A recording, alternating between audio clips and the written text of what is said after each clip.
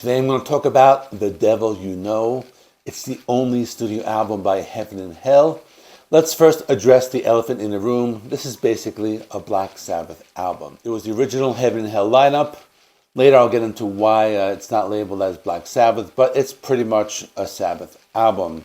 I have seen metal channels, myself included, rank this along with the Black Sabbath discography. So with that being said, let's get into this. The album was released on April 27, 2009. It's celebrating 15 years. It was recorded in November of 2008 at Rockfield Studios in Wye Valley, Wales. The album is 54 minutes long. It was released under the Rhino and Roadrunner labels. The album was produced by Ronnie James Dio, Tony Iommi, Geezer Butler, and had an additional production by Mike Exeter, who is an engineer who has worked with Cradle of Filth, Judas Priest, and Black Sabbath. The band members include Ronnie James Dio on vocals. This is his last album before his death. I'll talk about that later.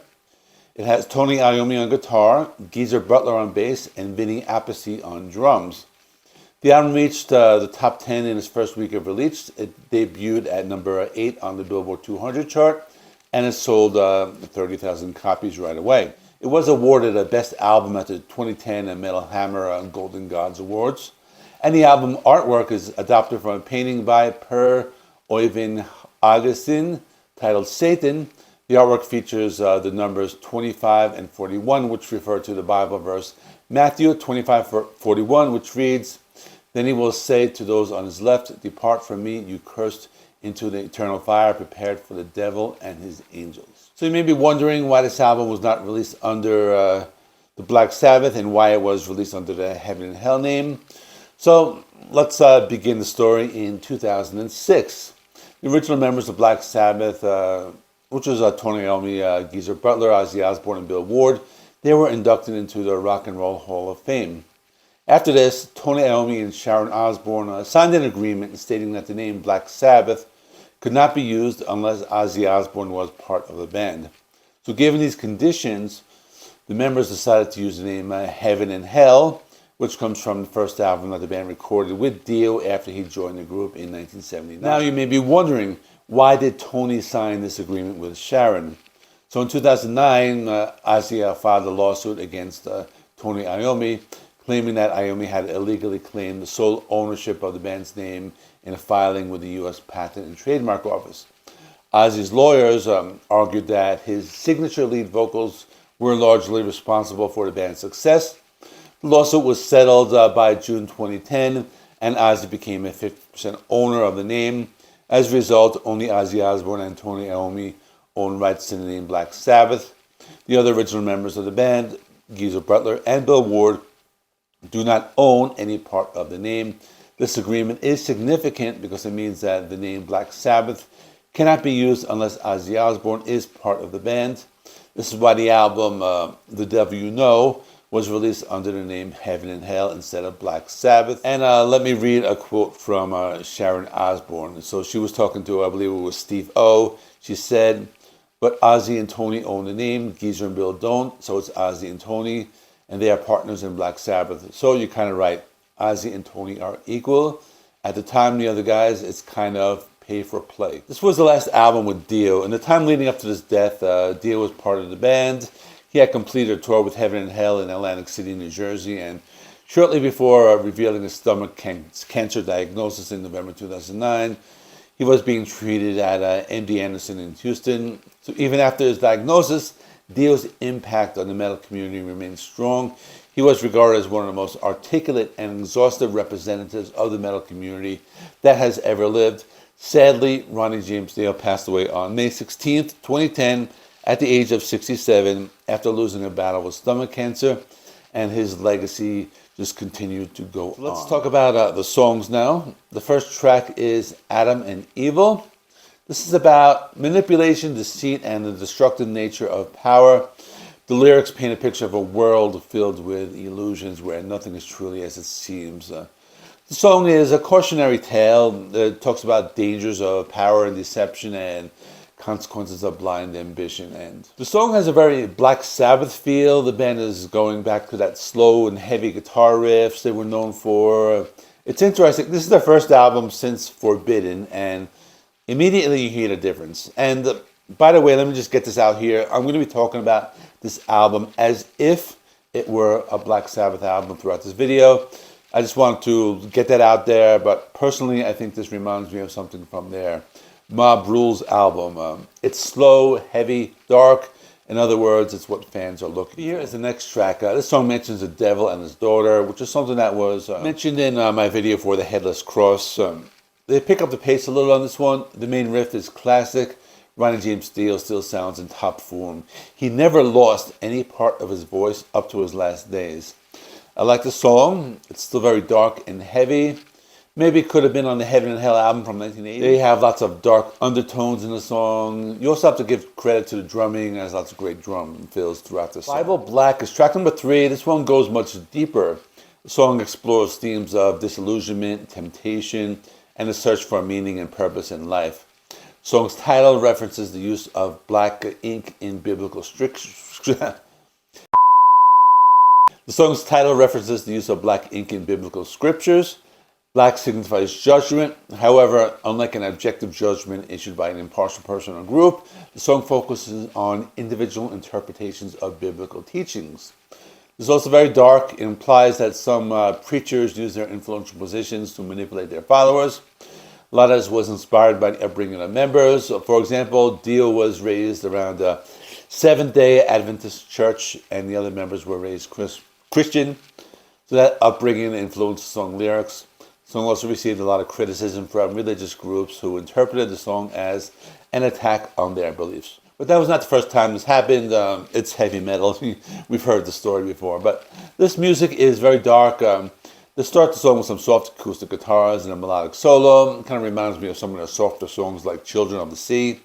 Kind of a song where they transport the listener to another world, and the lyrics tell a story, as I had mentioned before. The song takes off with some heavy guitar riffs in the classic Black Sabbath fashion. And this is also one of the more epic and longer songs at close to 7 minutes. Double the Pain explores themes of pain, suffering, and resilience. The lyrics depict a person who seems to thrive on pain and adversity. So in an interview, Ronnie James Dio explained that the song's about someone who loves to whine and moan, someone who needs his pain. So there are people who have been beaten down before they are happy, and the song's about someone just like that. The song has one of the best bass guitar intros I've ever heard from this band, actually. I mean, the main guitar riff was awesome. It's a rocker. It moves at a normal pace. Kind of song that reminded me of Dio's solo band, but without losing that special Tony Iommi touch. Rock and Roll Angel is about the rock and roll lifestyle and the power it holds over its followers. The lyrics convey a sense of escapism, inviting the listener to embrace their fantasies and desires through the metaphorical figure of the rock and roll angel. The song concludes with the lines, soon to see the Holy One, can he really block the sun? Then at last, our shining star, make me who you are. So these lines introduce a mythic and religious element, suggesting that the rock and roll angel is both a divine figure and a guide to self-discovery and transformation. Out of all the songs, this one seems to have a much brighter tone. It's almost like Black Sabbath goes alternative for a moment. But then they get heavy with these Symptom of the Universe-style chugging guitars. It's another song that hits very hard. I think the more alternative sounding guitar riffs works in the context of the song. Let me also mention a breakdown in the middle of the song where it gets quiet and goes into the guitar solo. This is part of the song that was very emotional, and after that they continue to get heavy and soft again, ending with some classical guitar. Turn Up the Screw is the next song. The lyrics seem to depict a sinister, manipulative force or entity that entraps people using temptation and deception. So the repeated line, the turn of the screw, suggests the tightening of control. The lyrics paint a picture of a cult-like force leading people to temptation and ultimately oppression. The song brings back those slow and heavy guitar riffs that we heard on the first song, Adam and Evil. The song also has a great bass guitar sound. The bass guitar serves as a backdrop for the verse section. Eating the Cannibals is about manipulation, control, and revenge. Cannibals are used as a metaphor. They represent people who exploit and feed off others, both physically and emotionally. Lyrics can be seen as an allegory for dealing with toxic individuals.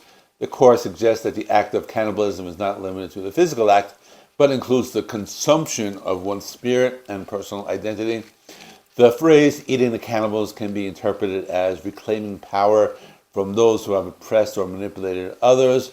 In other words, seeking revenge and justice. The song encourages listeners to be vigilant, reclaim their power, and confront those who seek to exploit and consume them. This was another fast-paced song. It reminded me of something either from the Heaven and Hell album or Dio's solo band.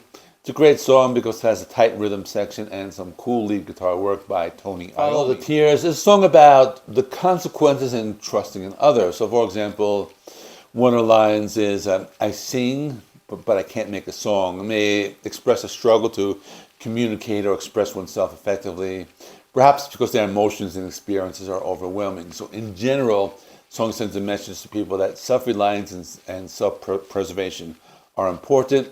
It's a really great song. It has those slow and heavy guitar riffs backed by these eerie keyboard sounds. It's like classic Black Sabbath, but in the modern age.